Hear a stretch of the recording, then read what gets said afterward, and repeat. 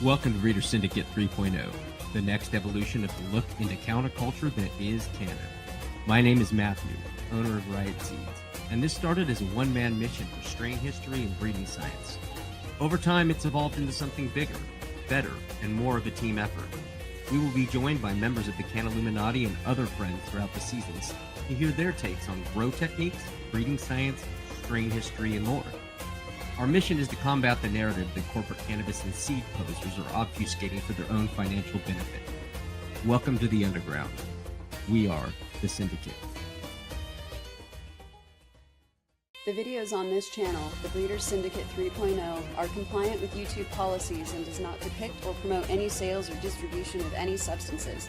These videos do not violate any YouTube community guidelines and is intended to educate the public about historical and scientific aspects of hemp plants. This video does not promote, idolize, nor glorify any illegal activities or unsafe consumption of regulated substances. We are not doctors or lawyers. This should be super obvious. With that said, some people need to be reminded about this. Do not take anything we say as medical or legal advice of any sort. We are just the best at what we do. Live with it. All content is copyright of the Breeder Syndicate 3.0, 2024, Section 107 of the Fair Use Act. Thank you for your support. Hi, I'm Matt. Welcome to Reader Syndicate. Today I'm here with Screw and Farmer Freeman from www.farmerfreeman.com. Plant sex testing and Viroid virus, etc. testing. Welcome, dude. Thank you, Matt. So we have a lot of questions for you, but I think the first thing we wanted to start out and establish was you're not just an outsider coming in trying to, use ag science and pull in cannabis growers now that it's legal. How did you get your start in cannabis? So I was peer pressured into smoking weed. I'm probably 14. Yeah. Surely a lot of us can relate to that. Absolutely. And then it's boom, this is mind blowing. This is not what everyone told me it was, Mm-hmm. This is pretty cool. And I immediately became fascinated by it, going so far as starting a home grow at my friend's house when I was 16, 17 in high school. That's awesome. We ordered some, feminized seeds from Amsterdam. You remember which ones? Yeah, it was White Widow. I can't remember, maybe Nirvana seeds. Probably Nirvana. Most people get it was one of my first buys was Nirvana because they were just affordable enough in case I fucking yeah. Yeah. And we had no idea what we were doing. We got the package in the mail and my friend was like, dude, this is bullshit. They ripped us off. They just sent a highlighter. And then we realized the seeds are inside of the pen. And then we got some lights off of I think it was htgsupply.com and went, got the Fox Farm soil. And dude, we had a banger run the first try. It was so cool. First try with the White Widow, huh? Yeah, it was the first time I had seen a cola, I didn't even, before we grew it, I didn't even really understand what bud came from, because you're what it looked like when it wasn't dry. Yeah. I was down in Florida, so a lot of the weed we got was the Mexican brickweed, which is just totally unrecognizable. Oh yeah. What you're growing. So that was awesome. Our next run, we tried to do a hydroponic setup. But we got in way over our heads. And I think what happened was our root systems clogged the pipes. And I had already gone off to college about halfway through that cycle. So it was a bust apparently. Oh no. Yeah. But yeah, it was such a cool experience growing. And then I got to college and I knew I wanted to do something science related. Did that. I came here to Washington, D.C. at American University. A really small science program. It's really known for political science and stuff. But because it's a small science program, you know, we got to, you're really close, like with your professors. You can always get a job in one of the laboratories. That's cool. Yeah, and so stuck around there, did 1 extra year for grad school. And so then in 2015, right when I was graduating out, DC legalized home grow. And so just that whole like, I need a job, home grow just became legal. There was just like a lot of excitement in the air about, you know, cannabis opportunities. Yeah. And so my buddy and I, we were like, okay, let's do something. We were more passionate than we were informed. And Yeah.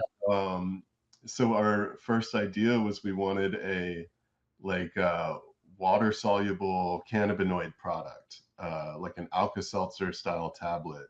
Oh, wow. THC in it. And we were messing around with that. It was a little bit outside of like my expertise. It was like more like chemistry rather than biology.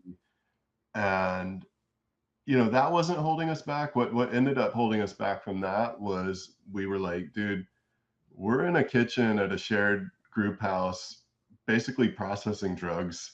You know, this, you know, home grow may be legal. We may have medical cannabis here in DC, but what we're doing is not within that. Yeah. framework. They might not look upon that favorably, huh? Like No, I mean, we have different like white forms. powders and stuff Yes. like that. Yeah. You know, we were like, okay, it quickly, we realized it was beyond our risk tolerance. And, Yeah. but, you know, all the while, you know, everyone we knew were setting up home grows and growing in their backyard or in their closets. And I was like, okay, you know, what can we do related to that? And this male female, you know, DNA determination popped up. There was a couple other labs at the time doing it, Phylos, Steep Hill, and one other guy up in Montana. But all of them like had like these weird barriers to access their service. Like Phylos, you couldn't even look at pricing. You had to schedule a phone call. Steep Hill, in order to get to the pricing page, you had to like upload your license number. Yes. And then the Montana guy was just, you know, it was a weird looking website. You know, it just didn't, it wasn't conveying that trust, you know. Yeah, so, it didn't resonate. Yeah. So, you know, we were like, okay, maybe we can do this. We spent some time researching it. Sure enough, like it's pretty well established science. We were basing our original test off of this research group in Italy, and they were studying like hemp and discovered this male associated DNA marker. And so that was our original test, was we would identify if your plant was male. The result we were getting was just a positive for a male plant. And if we didn't see that, we assumed it was female. And, you know, that worked well enough for us to create these little test kits, you know, something looked about like this. And the grow shops in the city here were willing to sell it. And it really just took off from there. So I think it was like 2016, 2017 when we first started like actually marketing these test kits. I got to give a shout out to DC Seed Exchange. He was a local DC guy, and he really like was the one to first like hype us up and be like, you have something here, and don't stop this effort. And so that was huge. And he's right. You guys know Paul and Chucker from DC Seed Exchange. I never talked to him, but I've never heard anything bad at all. So no, that's awesome. And he's right. He's right. It's needed. Yeah, so it was super cool. We had at the grow shops, you could not only buy our test kits, but we had these like drop boxes installed like on the countertops there. So you could drop the test back off at the shop, and we had these Amazon Dash buttons that you could push a button and it would light up and send us an email saying, hey, there's samples here ready for you to pick up. Oh, that's and cool. then we'd hustle over there, pick up samples, bring them back, test them. So yeah, when we first got started, it was really like a local thing, and then we started selling online. Over time, the opportunity of growing weed in DC just it started to make less sense for a lot of people. You Yeah. know, DC, people live in like small apartments and stuff, and Hmm. if you're not growing for a side hustle or a passion, then it just doesn't make much sense to do it. So we started seeing a drop off on that market, but a big rise on the e-commerce front, and that's pretty much where we are now. We're serving all 50 states. Anywhere else in the world who wants to use our services, they have access to it, and yeah, it's been great. We've tested hundreds of thousands of plants at this point. That's so many. Yeah. I think we probably have done more than anyone else on the planet.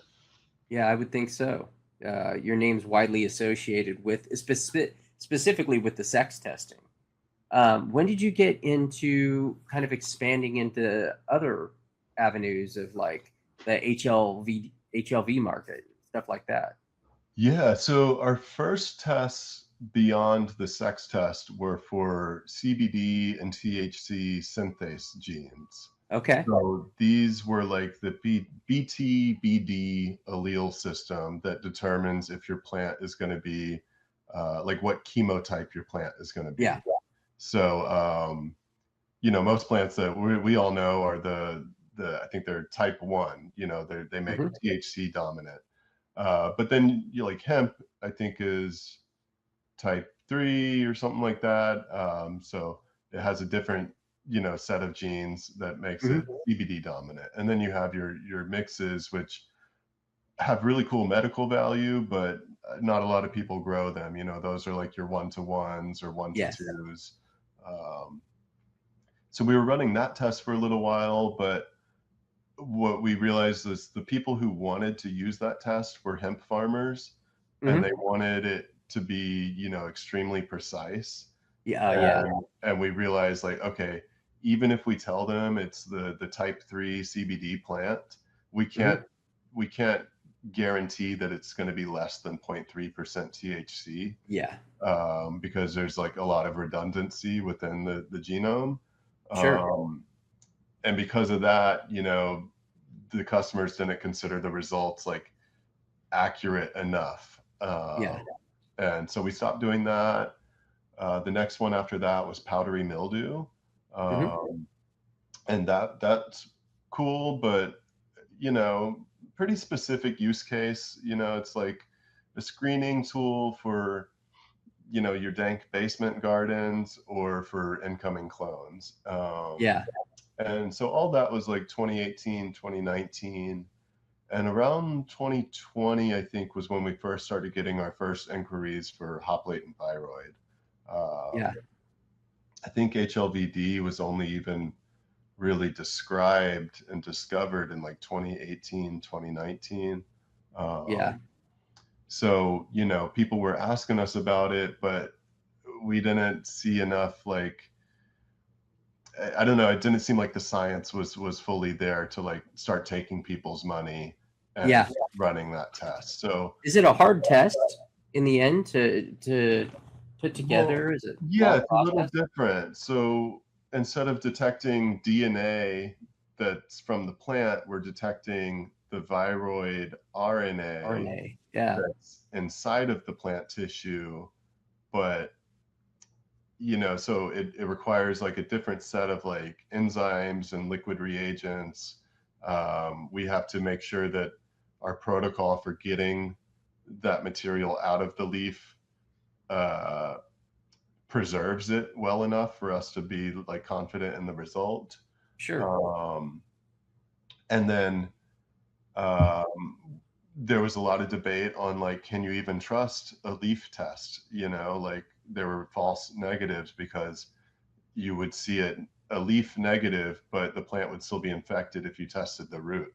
Yeah. Um, so because of all that, it took us a while. I think it was 2021 or 2022 before we actually launched that test to the public, because we were one of the later companies to do so, but we really wanted to get it right. Yeah. We had already established ourselves as like a trustworthy source for the sex test, and we were worried if we have a bad Viroid test, people then might not trust the sex test. Yeah, And the absolutely. sex test is our bread and butter. So Yeah. But yeah, so we do have the HLVD test now. This is what the packaging it comes in, and you can buy these at a bunch of grow shops around the country. You can buy them on our website. You basically just get like a big envelope like this inside of it, add some root sample, some leaf sample, and we'll test it and let you know if it's infected or not. Since then, we've gotten inquiries for beet curly top, tobacco mosaic, fusarium, pythium, all sorts of other pathogens that, depending on how you grow or where you grow, some are more relevant than others. And yeah, it's been a really interesting thing, not just learning about the pathogens, but learning like who these pathogens affect. Yeah. And I noticed like one of the weirdest ones I saw was the cryptic virus up there. And I've only heard of that one time from one breeder who had a result of those popping up in his seeds. Yeah. And I would love to talk to that breeder and see like, how was he testing those? Where did he get those seeds? Because we've run hundreds of those cryptic virus tests. Yeah. Never found a single positive sample. I believe it was a customer that had it run and found it in the seeds and then let him know. But yeah, it was one of those things where, have you heard of like, what is this and what does it look like when it's invading a plant? And like, realistically, like we weren't finding any really great info as far as how it presents in a plant to even know to, hey, maybe I should have this tested. Yeah. And that's one of those things that like, I think it was discovered on like, a couple of farms or gardens, and the test was created for it. And once people see that there's a test for it, they think that they need to be testing for it and that it's an actual concern, regardless of how rare it actually is. So I think because companies started marketing these tests for it, people started buying those tests and screening it, probably when they didn't really need to. And from my understanding on it, is it that it doesn't really do much or present itself until there is another like virus or viroid affecting the plant, that it like potentiates it after that? Yeah, so that's what our partners generally say, is that it is often seen alongside other virus infections. Yeah, again, because we've never actually detected it, I can't follow up with the grower and be like, so what did your plant look like? Why did you test it? And same thing with lettuce chlorosis virus. Again, we just interesting. We see people ask about it, but we've never actually detected it. What about we're not testing the right material? For those two, we try to test the leaf and the root, because we just don't know like where it likes to locate itself within the plant. But yeah, so we're still learning about those. We still have our eye on them, but over the years we've seen less people ask about them. Generally now people are starting to pair the HLVD test with pythium and fusarium detection. Yeah, I could see that. Very common things to find in grow rooms. Did you have a question, Screw? Yeah. How prevalent have mosaic positive tests been for you? That's another one that, people see like that kind of chlorosis or that patterning in their leaves, and they're like, oh, it's got to be tobacco mosaic. Um, let's Like see. variegation in general, they see variegation and assume it's mosaic. Yeah, but we've we've never detected it. Looks like we've run it about 100 or so times, never found it. Yeah, that's interesting. For the amount of chatter there was on the forums back in the day about how, oh, this definitely tobacco mosaic, the raw science of identifying it by eye, but it being plant variegation, whether it was Ken Dog D or any of these other ones that variegate normally. Yeah. And everybody was sure tobacco mosaic for sure. And the more research, that was done, it was like, wow, this really doesn't pop up that often. Right. So there's got to be like other things that cause that phenotype.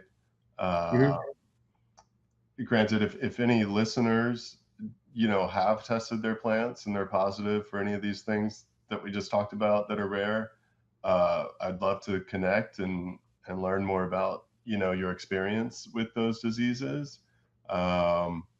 Yeah, leave a comment below or email us and we'll send you on, or email them directly, please. Yeah, because the more we learn about it, the better we can take care of our customers, and just be more confident with our results. But so far, that's another one that we've never seen. One that we have seen is the beet curly top virus. Yeah. And, the plants we detected that in, they were grown outdoors on the West Coast, which kind of tracks with what we know about that it's from like the beet hopper bug, and that it's generally like if you're growing cannabis relatively near other crops that the beet hopper is known to hang out on, then yeah, it might hop over to your cannabis plants. But it doesn't seem like it's like endemic among like, breeding populations or seeds or anything like that. So not a lot of seed transmission that you know of? Not that I know of, no. Good. That's a good thing. That's always the scary thing for seed makers, is not knowing which ones are seed transmissible, how transmissible. Like when it comes to HLVD, it's like that one was heavily debated because in some papers that came out, it was like, oh yeah, 30% plus definite gonna pass to seeds. And then knowing a lot of different breeders, their rooms, what they were growing, which plants they likely had that were infected or passed and were definitely infected, how many seeds they made, how many sold, and how many people were growing them and not having it pop up. It was kind of like trying to figure out, is it not popping up yet? Are they just not identifying it yet? Is it taking other factors of health for that to have, spike up the levels of it enough to be able to test it? It's been interesting to watch. Yeah, and so like you can see these headlines like 30% seed transmissibility or whatever the term is, and but that's assuming you actually have infected mothers or pollen donors, and I think most people don't. So it's not like a pack of seeds is a 30% chance. It's if the breeder is breeding with an infected plant, which I don't think most breeders are doing that. They're breeding their healthiest, best plants. Yeah. So I don't know. It might be a little more sketchy than you think, but but yeah, I've been very surprised. Like we first started seeing dudding popping up. I think the first time it was mentioned, and we called it dudding back in the day because we just didn't know what to describe it as. And when people were sending in tests different places, it was like they'd be positive for fusarium, and we're like, no, this isn't fusarium. No, this is something different. Yes, maybe fusarium's there, but this is something different. Like Mhm. it has a whole different action and it's repeatable. It was late 2000s, mid to late 2000s, and it was the Sour Dub, I believe, via my friend Grayskull. He's one of the first people to talk about it on ICMAC, and it took so many years of people just, oh, my plants dudded out. My plants dudded out, which could have been any number of definitions based on what the person was talking about. And yeah, it was weird watching that whole thing form and then slowly build this role until someone finally figured out, well, one of these dudding systems is at least this weird thing that we're trying to describe and that we all have similar experiences with. I know the Fairfax four-way was one that I saw where the leaves would, no matter how tall it grew, there would only be a 2-foot section or a 2-foot section or so of leaves that would grow healthy, even in veg, before you flowered it. And then when you flower it, it was just so low resin production, low oil production, low yield. And, if you grew it really well, you could get maybe just a hint of a scent of what it used to be. But yeah, it wasn't even a shade of what it used to be. And that's how from like our end, how it kind of built up to the point of where we're seeing it now being passed around and cloned by nurseries. Mm-hmm. Yeah, I've seen the budding.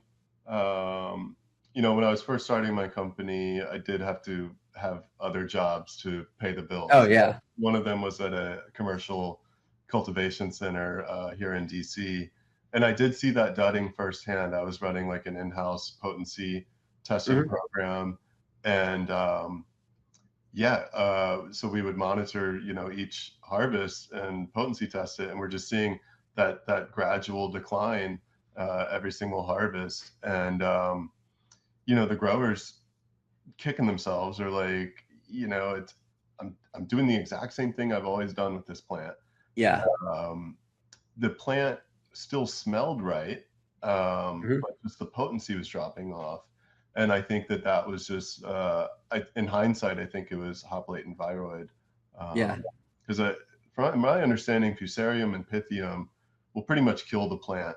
Yeah. At some point, like you can't just keep getting cycles out of those plants. Yeah. Like Yeah. you can with HLVD. So I think they ended up just scrapping that whole plant line, and that's devastating for the patient that relies on that strain. Absolutely. Yeah. But yeah, you got to protect the rest of your facility because it is that pathogenic and transmissible. It will eventually get around to every other strain you have. Yeah, and if it stays in the plant to the smoking stage, do we have any data on what smoking hops latent viroid will do to the human body? I know you're not a biologist by any means, but a chemist. And I can't think of anything that would happen. I mean, we eat viroid and virus infected foods all the time. So it's a narrow host, right? We are not plants. So yes. These things evolved to affect those specific plants. I never personally have any like worry or concern about that. I don't think I might be naive, but I don't think there's any like scientific sounding basis for that worry.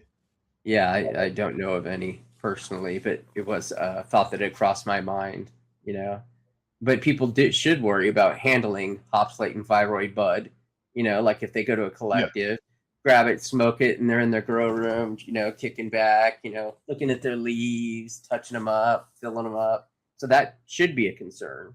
Yeah, no doubt about that. Like if you're worried about your plant health, because like we have this leaf that we've had since I think 21 or 22, and we'll continue to test it. It just sits at room temperature in a paper envelope, and every couple months we'll test it, and it still comes up positive for HLVD. How long's it been? So that's 5 years roughly now. Um, That's crazy. so, I think if it's stable in dry leaf, I can't imagine why it wouldn't also be stable in dry flower. Um, it's not like it's like a thing that's alive or dead. It's just a viroid. Like, That's so weird. yeah. For people watching, can you explain the difference between a virus and viroid? Yeah, so a viroid's a lot smaller. I mean, viruses already are like teeny tiny, like they're small enough to infect bacteria, which are Yeah, tiny. microscopic. Yeah. Yeah, but viroids are even smaller than viruses. And so by smaller, I mean like there's um there's less nucleic acids. So those are your RNA kind of building blocks. There's fewer of those. So that also makes it more challenging to, detect them, because if you're designing a marker, there's just fewer spots for that marker to hook onto. Yeah. And I think they say like viruses like generally have like um, they have more structures around those nucleic acids. They'll have like a protein coat. So some virus detection technologies detect like the protein coating rather than the actual nucleic acids. Um, so yeah, I think just structurally they're a lot different than viruses, but I think what it is the pathogenesis, if I'm using that term right, is similar, and like the way it causes disease is going to be the same. It affects the host cell's ability to perform its functions, and that causes downstream effects for the organism. Um, so maybe that's why they're generally classed the same. Um, And it's code, right, as I understand it, as opposed to something living, right? yeah. So it's like, yeah, like say you're like building a Lego set, and then suddenly a page of the instructions from a whole different set is in the middle of your instructions. You know, the result of if you follow those instructions, it's not going to be right, because you're going to have random shit there. So that's kind of how it affects, what your cells and what the plant's cells and functions need to do. That's the best description I've ever heard. Like breaking it down. Yeah, I like that. I could probably refine that, but that's usually how I picture it in my head. Is like it's just junking up the instructions, and it's that code inserted into a larger bit of code, and as that code gets copied, as those cells reproduce, you get more copies of those viruses and viroids. Yeah. Fascinating. So how often would you say you guys get like positive rates for that? And would you, if it's very high, do you think that's just a bias because like obviously you're testing it because you're worried that it does have it? Yeah, it's hard to say. So yeah, if you are like we had a customer who was hired as a head grower of an existing farm, and they came on and they're like, all these plants are crappy, we're hiring you to figure out what's going on. And so that head grower will convince the management, like, let's do this disease testing. And yeah, that's generally when we'll see a high positivity percentage. But if you have a good healthy garden, and you're doing it preventative, you're not waiting for these dudding symptoms or anything, then we'll probably a lower positivity. So it's hard to say. I think a lot of times when our customers do have an infected plant and they test the remainder of their plants, you'll see like, anywhere between 30 and 90% of the other ones also are infected. But I think it's pretty rare that people have what they think are healthy gardens and for something to pop up positive in those healthy gardens. It happens where you can have plants that will test positive for HLVD but never show those dudding symptoms, and we call those tolerant plants. They're not resistant because they still have it. I think resistant would be if they can never get it, but they tolerate it and they still function like they need to. So they're carriers. Plants, yeah, like asymptomatic carriers, right? Yeah.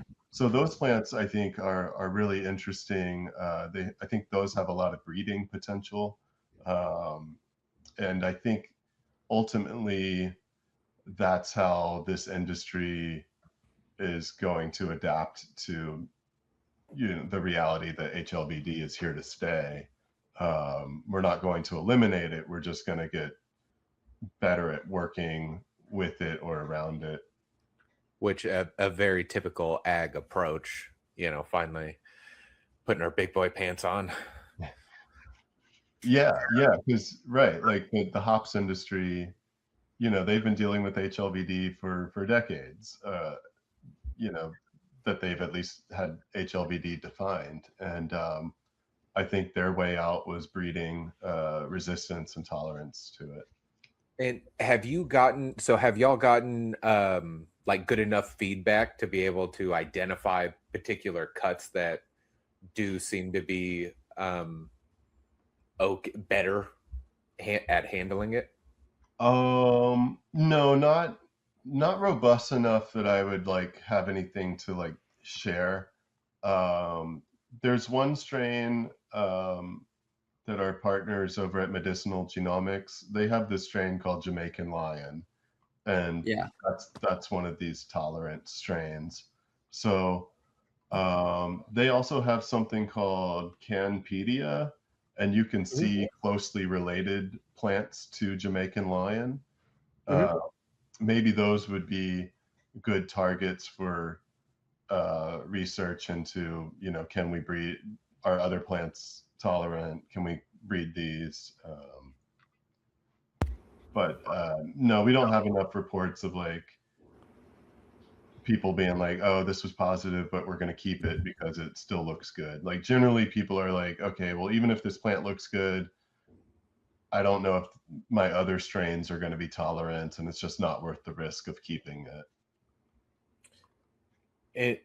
So would there be specific like markers that you'd be able to actually maybe eventually one day like test for specifically for that? Yes, positive, but should be able to handle it? Or is that more just you having to kind of risk it and correlate like, hey, this is positive, but it's been growing fine for me?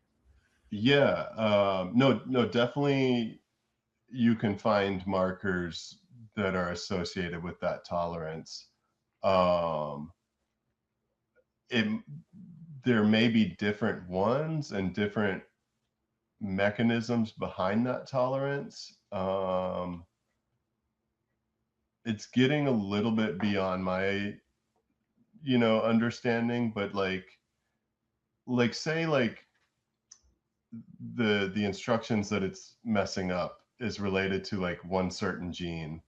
Well, maybe if that plant has a mutation in that gene, then the instructions don't get messed up enough, and so we can look for that mutation, and if that mutation is detected, then maybe that would be a tolerant plant.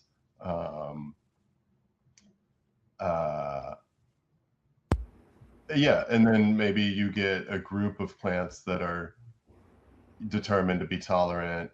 You look at the DNA of those and you start finding patterns, like this group have these patterns, but the rest of the plants who are susceptible to the disease don't have these patterns of code. So you know, maybe that's one way you can segregate them and breed, you know, towards one direction or not. Do we know? I was trying to figure it out. What do we know the parents of Jamaican lion? I know that's one of the ones that Mr. McKernan. I used to have a video interview up on YouTube. But, do we know what the genetics of that are? Seed Finder says breed by unknown or legendary. Yeah, that's when they don't have a clue. Yeah. Maybe mountain lion crossed with yarders. Oh, yeah. If I'm reading this correctly. Two unknowns. I guess there's a claim that it's the most complete, like, cannabis genome.